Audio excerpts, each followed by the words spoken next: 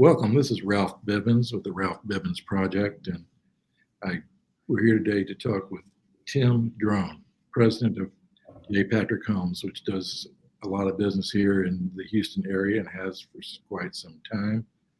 They build houses in communities in the suburban areas, and they also do stuff in the inner loop closer to downtown. And some of the things that are happening inside the loop on a custom type build on your lot basis. And I guess, we're all just wondering, as the big thing I've heard that has surprised me so much, and is the fact that they were saying, well, builders can't build homes fast enough. Can't build homes fast enough to keep up with the sales. Of course, that immediately sounds, like hype and salesman hype and BS. You go, what? Being a skeptical eye of a journalist, you think, well, that he must be overselling that. But I don't think so. I think it's this, that we're in a strange place. The home building's been a strange place. Sales have been good, but there's a lot of issues, a lot of change going on. So, Tim, where are we at right now? Where's the whole market at, and where do you think we're going? Well, I don't know where we're going. I can definitely tell you where we've been the past couple of years since the shutdown and the reopening and all the supply chain issues. And you're right, we can't build homes fast enough. So one of the things we've been focused on is just managing our business and managing our book of business and trying to keep up with all of our build to suit contracts and then focusing on spec inventory. Secondly, so and that's been definitely a challenge, but it is, and I don't think you're underselling it by saying that we're having a hard time keeping up. The market's very short, still short today, short with resale. We really have no competition with resale. Zero inventory. Yeah. Developers are having. We don't have a whole lot of lots out in front of us, builders for new home starts. And so that's been a big challenge, is just managing our pipeline, managing our business, making sure we have something to sell tomorrow. Obviously rates are increasing, so that remains to be seen if that kind of helps slow the pace down. I don't think that's, well, at least in our price point, we really haven't seen any pushback by our buyers. We haven't seen really a slowdown in sales. We haven't really seen a slowdown in traffic in our price point. But I guess in reading the newspaper and in talking with some others, I have been told, and you can kind of see in some of the sales reports that we received that in the lower price point, some sales kind of have slowed down a little bit. But the mortgage rates go up over 5%.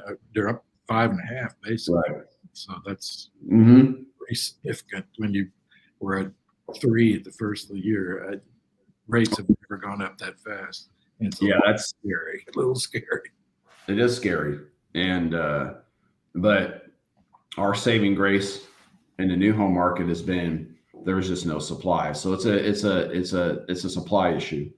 And I don't see any end in sight as far as that correcting. And again, mortgage rates, I was kind of curious out of the gate when mortgage rates really kind of took a big jump up.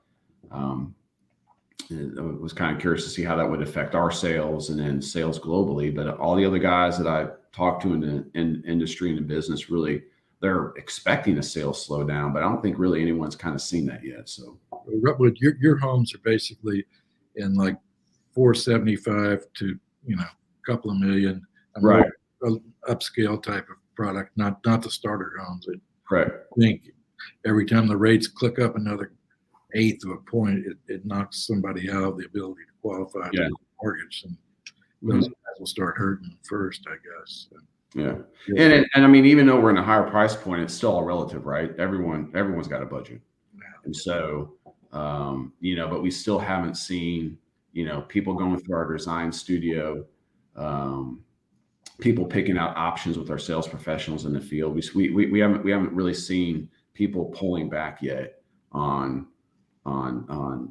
making that decision whether or not they're going to upgrade to wood floors or they're going to get this option on this plan or whatnot. We still haven't seen that yet. What about the supply chain? We're hearing stories of, where are the shortages right now? We've heard, short. Everywhere. I mean, there's been a shortage of windows at times. There's been a shortage, garage doors, lumber, things like that. Is there any building material in particular that's, just impossible to get right now? Ralph, I've had my purchasing manager come and tell me, literally every day it's something new. Attic accesses. There was a short supply a couple months ago in attic accesses. I went to the International Builder Show in Orlando this year. And before I left, I went and asked him, I said, what's the one thing you want me to focus on and try and help you source? And he's like, attic accesses. So I walked around the Florida Builder Show, found a couple of companies that sold attic accesses and were saying, yeah, we have attic accesses available.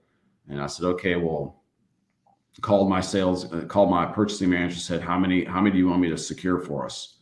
And he gave me that number and they're like, well, we think we have 6 in a warehouse over in North Carolina. We think we have another 6 in a warehouse up in the state of Washington. So, you name it, it's a different day. We had, it's grout, tile grout is an issue right now. Tile grout? Wow. Yeah, grout for your tile. Tile is an issue. We go through every day or every week. My team in my office is meeting with our vendors to figure out, what's available and what we need to pull from our design studios. And so it's been a learning curve and it's been challenging for everyone just keeping up with that. But so it's quite literally every day it's something new. And then, lumber, it could be, one day it's trusses, the next day it's OSB. So it's definitely been interesting. And prices, at one time they're getting a lot of news about just the phenomenal gain in lumber prices going up so fast, so far. Has that moderated somewhat or no? Well, if you look at the futures market, lumber prices have come down and it's actually mirrored what it did last year. So, lumber prices have come down quite a bit.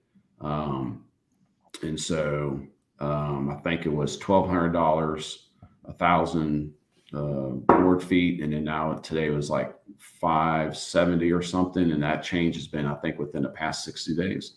So that obviously helps. However, the lumber yards, that's a futures market. So it's just the price we're buying lumber today, is predicated upon, what the lumber company bought it, last month or whatever. And then of course, then you still have to find people to take it from the mill to the lumber yard and from the lumber yard to the house and price of barrel oil is pretty high. Diesel fuel's high, gas is high. So, there's still a lot of cost associated with getting that material. Everything comes on a truck with diesel.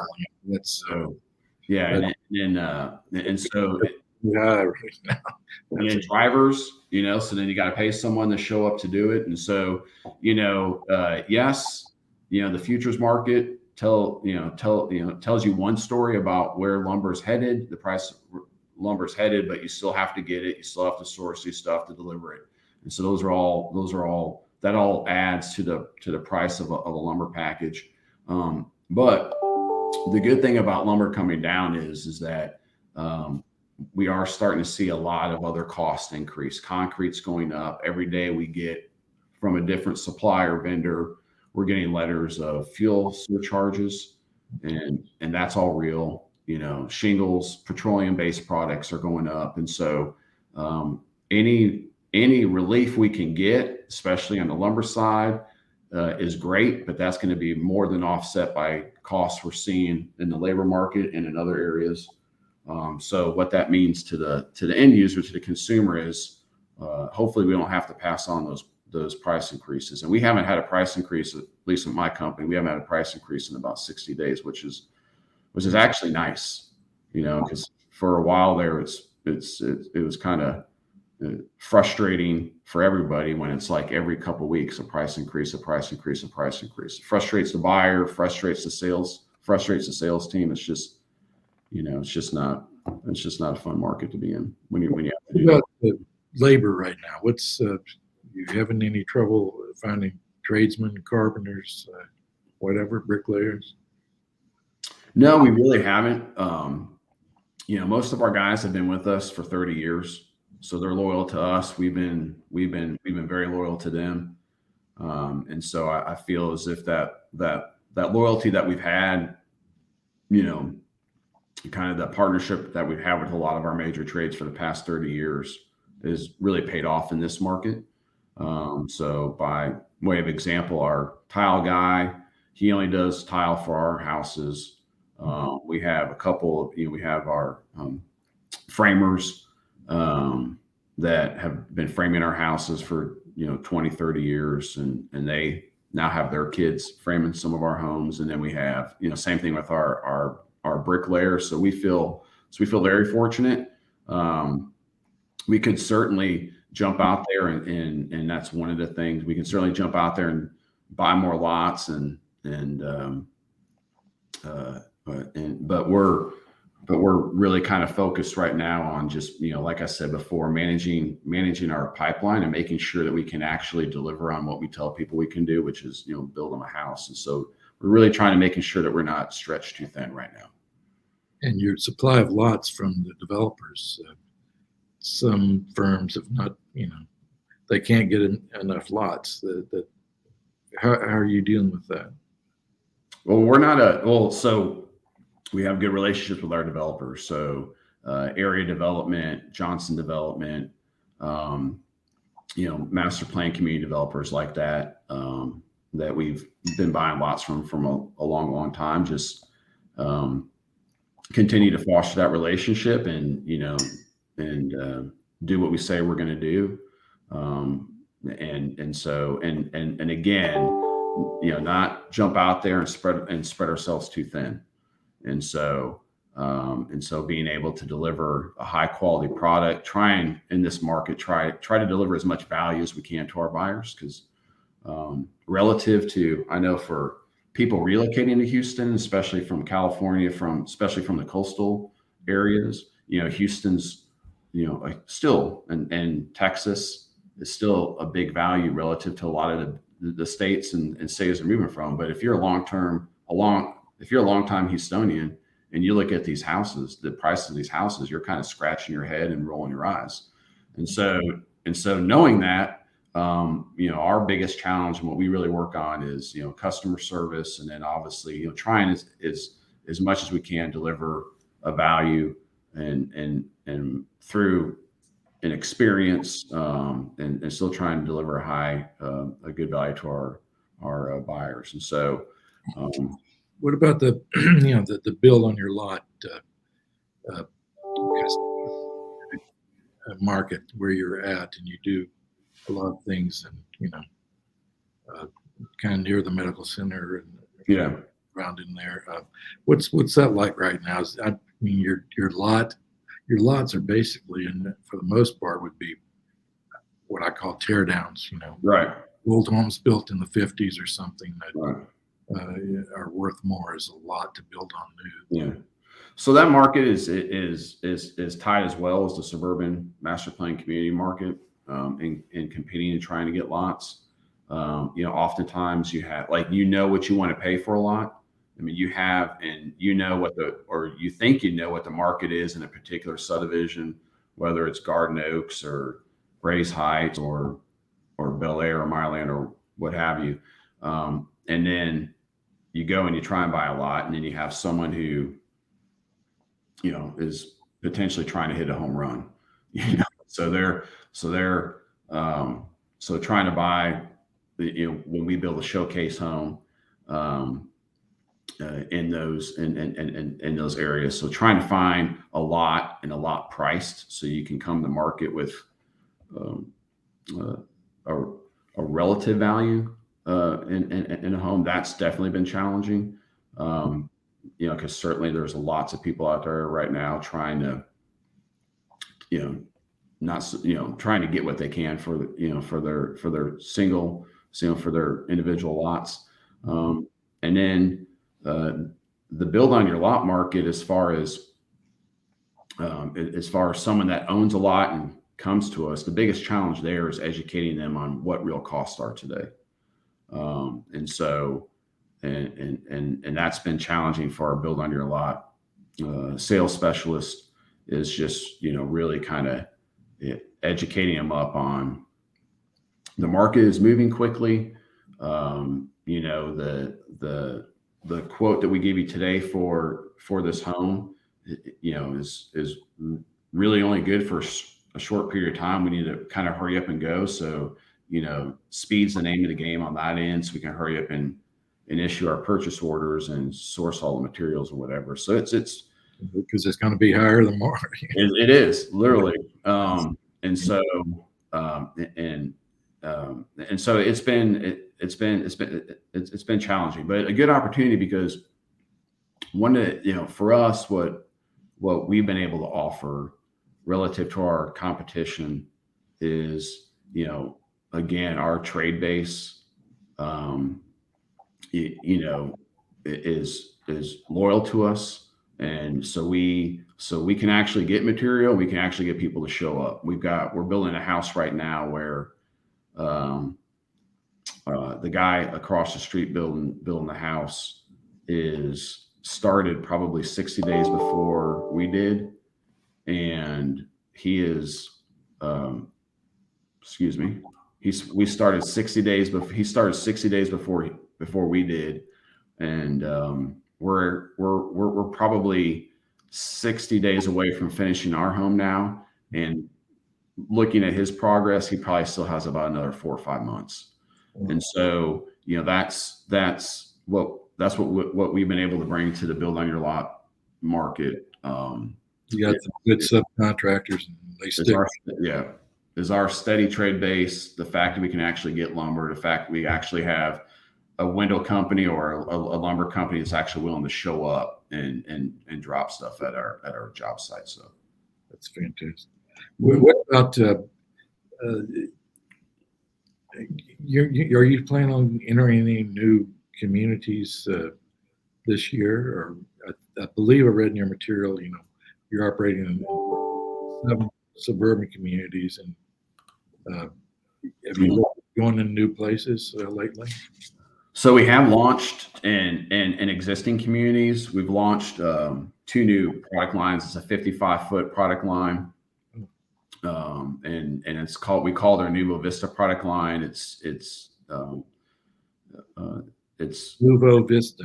Yeah, Nuvo Vista, new look. So we have, modern prairie, we have modern farmhouse. So they're all, and then contemporary, they're all premium elevations. We just charge one flat price. You can pick whatever elevation that you want. Painted brick, it's metal, some of them have some metal shed roofs. So all really nice, high designed exterior elevations. We launched that in Jordan Ranch, which is Johnson Development Community on the west side of town. And then we launched it in Art Tavia last weekend, which is a area development community in Conroe. We are talking with we are having some talks with some different developers about bringing that 55-foot product into their communities, and plus entering some others. But You looked at the former Springwood Village, which is now called City Place. No, Yeah. I have not. We are, and then one other thing is kind of neat, and I don't want to say too much about it, but we are working on an acreage lifestyle community on the west side of town. Really? So we're hopefully working with the developer on elevations and kind of plan design on that. So that'll be kind of neat. So just looking for some different, so we are always looking for different opportunities. And then also we always look first to see what we can add in existing communities that we're building in, like we did with Jordan Ranch. We have a 70-foot program. We've been doing that for several years. We introduced a 55-foot program. Same thing with Artavia. We had a 70-foot program. We've been in there for several years. Now we're introducing our 55-foot program. That works real well for us. That works real well for our business model in a master plan community where you have plenty of lot supply in front of you, plenty of years of building homes in front of you. If you can add different product lines in those master plan communities, it's definitely a win-win for us. So a big win for us. So that's where we look first.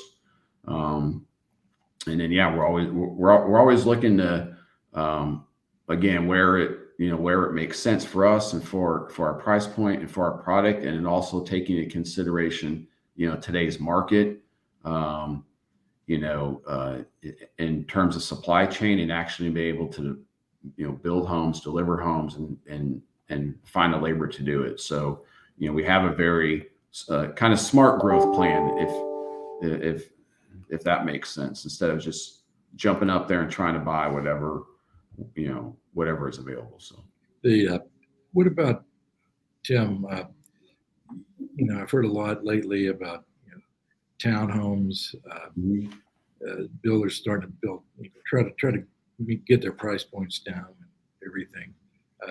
Where's the pros and cons are going with the townhome product? Upper end townhome, but still a townhome on a smaller piece of not much yard or anything. What's the pros and cons? I know that I think you're starting to see some of that even in the suburb market, and so affordability is obviously a big issue, and it's something that we look at, not just affordability, but we also look at value, and in terms of making sure that our customers are, if they're buying a $600,000 home, that they feel like that they're buying a $600,000 home. And that's important to me, and that's important to Art and to my team, and delivering that expectation. So that's kind of where we went to with our 55-foot program. And when I started talking with the two developers in Jordan Ranch and Artavia about it, and our thought process behind that 55-foot program, and having and having the premium elevations, and having all the same features in a 70-foot, a more expensive home, and those master plan communities having the same interior finishes in a 55-foot, a smaller home, and then also allowing, and I say allowing because there's a lot of our competition doesn't do this right now, but allowing our buyers to go, to our design studio in the smaller price point and pick out all their finishes and whatever they want to upgrade to. And now, when you're talking about moving over to a more higher density program, like a townhome, we are looking at that ourselves. And we're looking at that inner loop, as part of our kind of inner loop business, in those markets, and finding the right track of land to deliver that. Because there's obviously affordability issues, inner loop. I mean, you look at what some of these markets at Embrace Heights, or Garden Oaks, or you look at Southside Place or West University Place or Bel Air, and you look at what some of those houses are selling for. It's really kind of baffling, having lived the vast majority of my life here in Houston and knowing what those houses and what those markets were just 5-10 years ago. And there's a lot of people, a lot of younger people, a lot of people just starting off in their life that they want to live close to the city. They want to live, close to the hustle and bustle. And you look around those areas and it's kind of, how do they do it? I mean, I don't know, unless they go buy, rent something, or unless they go buy, a real older home that could be qualified as a tear down, so they don't get all the nice new amenities of a new home. So I think there's a lot of potential there as far as like market saturation.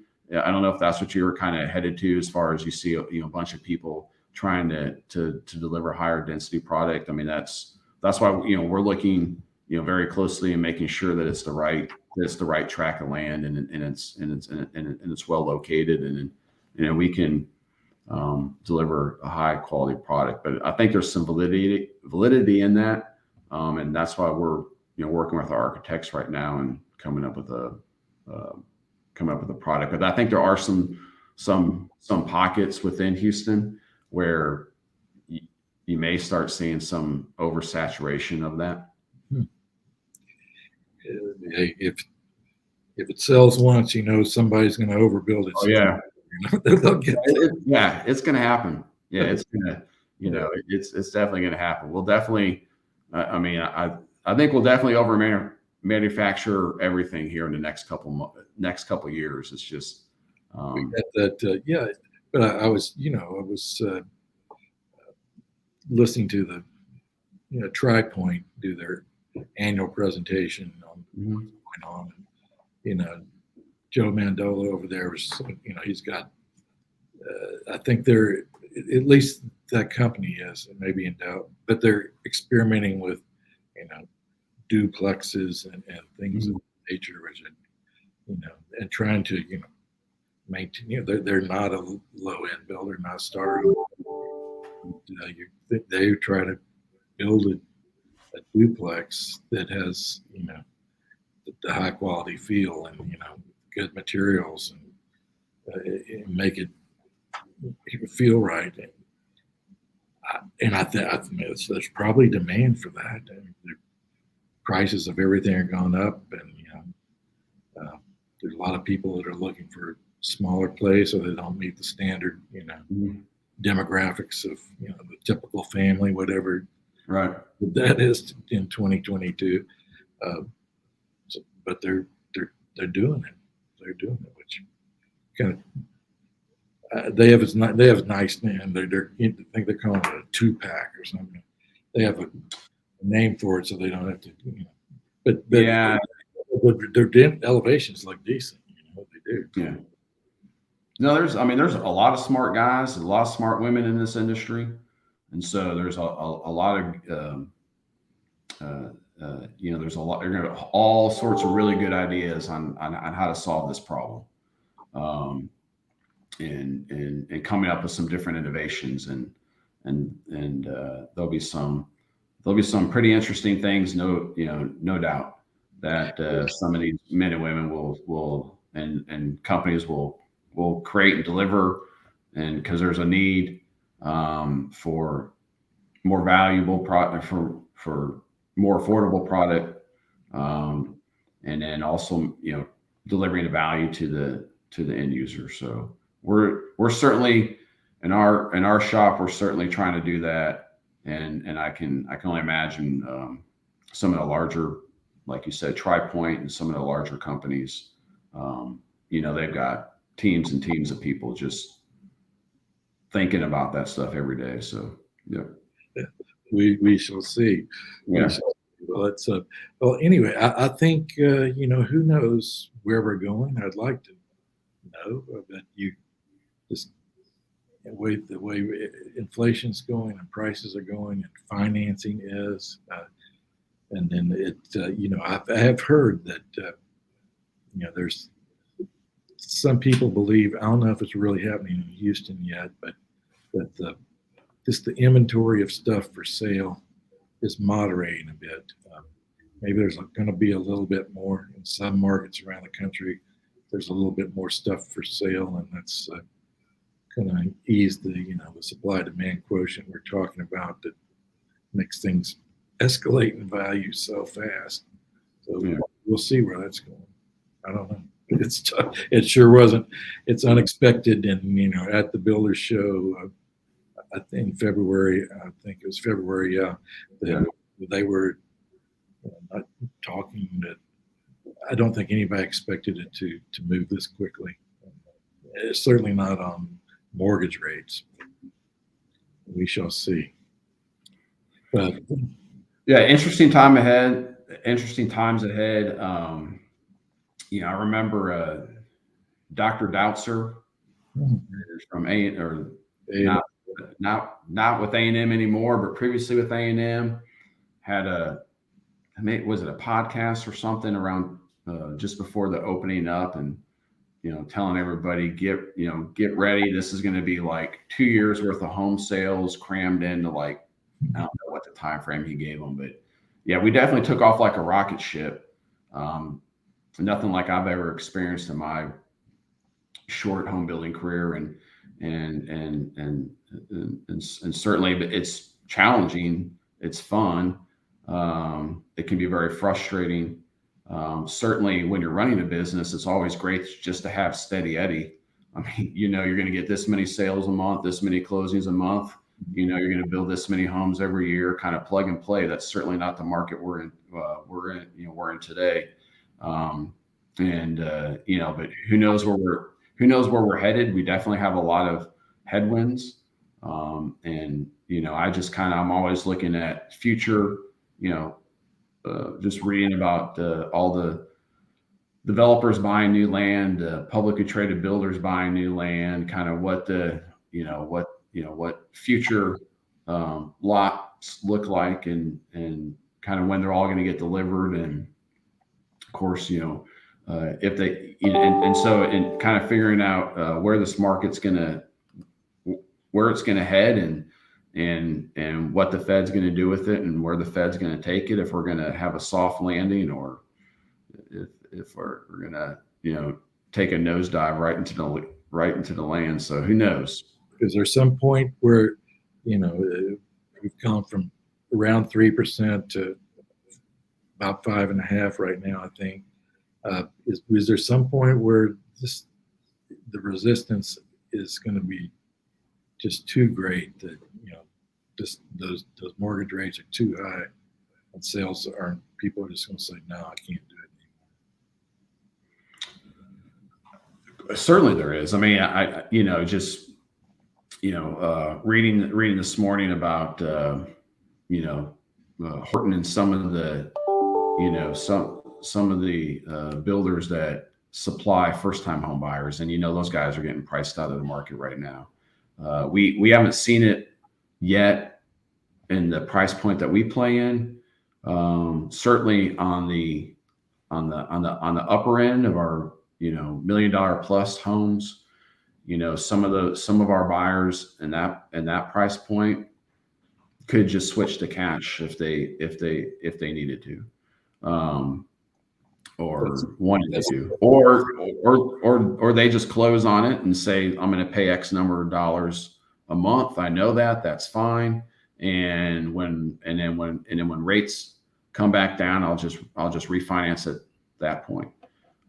So we haven't, in our price point, have not had anybody come back to us and say, or we haven't heard from anyone in our sales team or saying that, we're having a hard time. And of course, there's certain things we can do as builders, right? You can start offering closing costs, kind of, whatever that may be. But we haven't, at least in my business and in our price point, we haven't gotten there yet. And what are the buyers telling? What are your people hearing from buyers right now, prospective buyers? What are the people like? The people out there shopping for J. Patrick Homes, when they talk to your salespeople, and you go, "Oh, there's some new stop signs," or you got any feel for just what buyers are thinking? Yeah. Do you have any homes coming up available for sale? Sir, that's where in our price points, that's what, we still have not seen, people even kind of take a pause yet. And so, which I was kind of curious, which frankly I was expecting, when mortgage rates really kind of jumped up. And again, we haven't seen that yet. We haven't seen that. I would have first expect that, at least for us, to start showing up as our buyers go through design studio and kind of looking at, on average, what our buyers have been spending at design studio last year versus this year.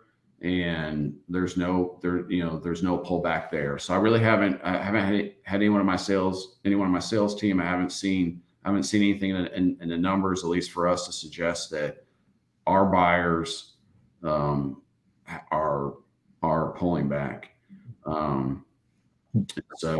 But at some point, rates keep going higher. Things get more expensive. Like I said earlier, everyone's got a budget, and people are going to start rethinking, because it's real.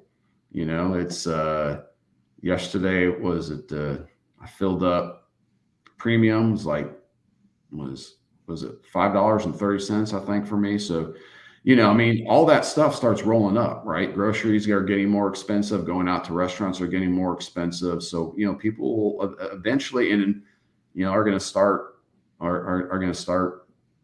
rethinking what they're going to be doing with their dollars going forward. Yeah, it probably impacts even if you can afford it, if you can write a check for a house for $1.5 million. Yeah. I think it's simple when you see everything feels more expensive. I think there's something in you that says, well, maybe I better wait out to cut this little corner here or there, even though you have the money, then it's probably not.